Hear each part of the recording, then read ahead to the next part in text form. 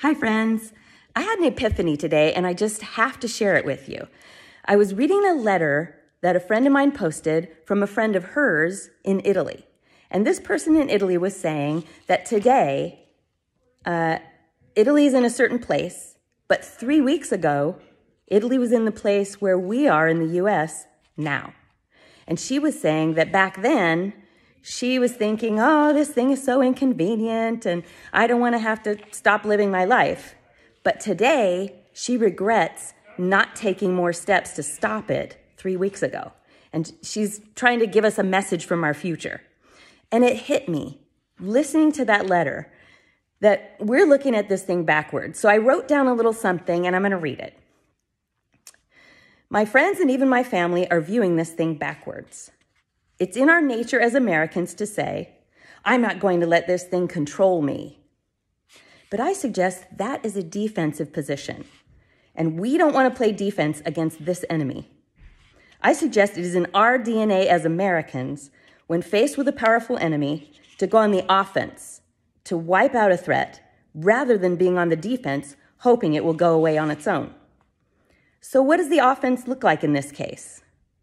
Who is the enemy? The government? People from another country? No. The virus is the enemy. What does it want? To get you to stay home and stop having fun living your life? No. It wants to spread. So even though it feels like staying inside and not going to the movies and not visiting your family is letting fear win, it's actually the opposite. Staying inside is you fighting the enemy, denying its victory. Americans, fight. Stay inside and keep this enemy from winning. If literally every person in the US stayed inside for 14 whole days, didn't go get gas, didn't go to the library, didn't go for a manicure, didn't even go to work, then within those 14 days, we would know exactly who has it and be able to map out where each sick person got it. Yes, the economy would pause, but it would be a blip in the grand scheme of things.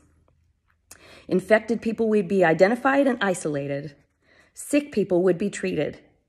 We could end this thing in 2 more weeks when 97% of those infected recover, and there are no new infections. Don't be sad when you hear that restaurants and gyms are closed for now. Change the way you look at that. We aren't letting it win. We are fighting. And on the offense, we will win.